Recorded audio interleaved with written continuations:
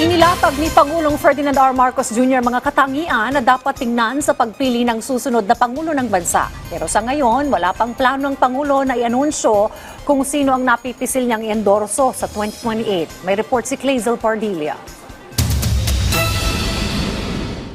Who actually are thinking about not politics, but how to make the country better.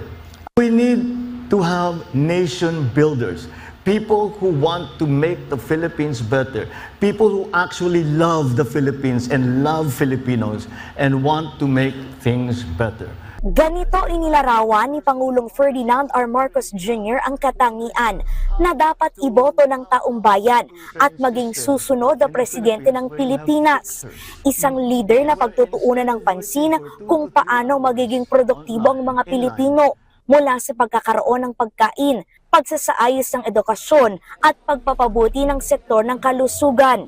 Somebody who understands economics, who understands how to create jobs, who understands how to keep the inflation rate down, who understands how to make food supply a given, and someone who thinks about productivity, because growth is about productivity. Kailangan anya ng isang like-minded president o pinuno ng bansa na may kaparehong adhikain sa administrasyon para maipagpatuloy ang mga nasimulang pagbabago sa bansa.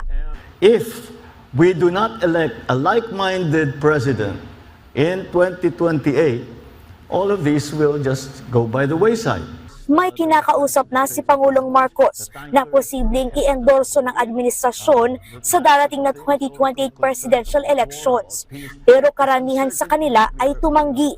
Bagamat bukas ang presidente sa pagpili ng leader na wala sa hanay ng gobyerno, mahirap daw iangat ang kandidato na walang karanasan sa politika.